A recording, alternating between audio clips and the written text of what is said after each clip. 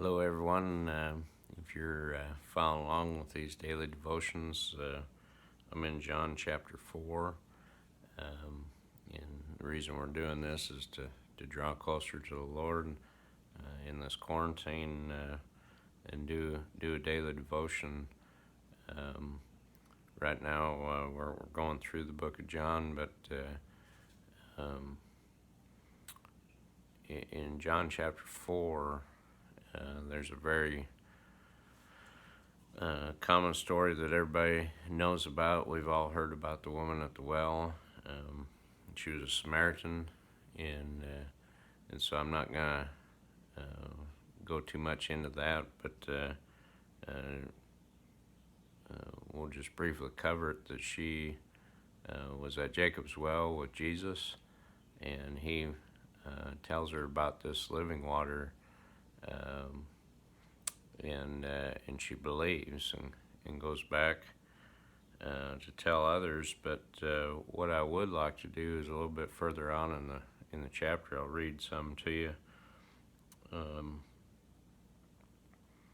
In verse 21 of John 4 says, Jesus is talking to her, and he says, "Woman," Jesus replied, "believe me, a time is coming when you will worship the Father, neither on this mountain nor in Jerusalem. You Samaritans worship what you do not know. We worship what we do know, for salvation is from the Jews. Yet a time is coming, and has now come, that when the true worshipers will worship the Father in the Spirit and in the truth. For they are the kind of worshipers the Father seeks. God is Spirit, and his worshipers must worship in the Spirit and in truth." Them are some pretty powerful words that Jesus spoke to this Samaritan woman. She believed because he spoke truth to her and revealed things to her that only God could know. The reality is none of us are able to meet in church right now, and it's bothering all of us.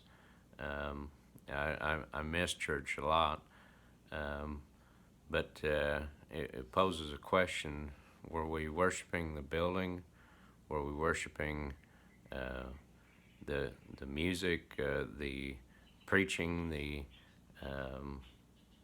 what were we truly worshiping when we were going to church and going things in a normal Sunday setting? It says here that we should be worshiping God in spirit and in truth, and God's Spirit is in each one of us when you accept Christ, and so worshiping doesn't have to be in the church building. I'm videoing this from our home, and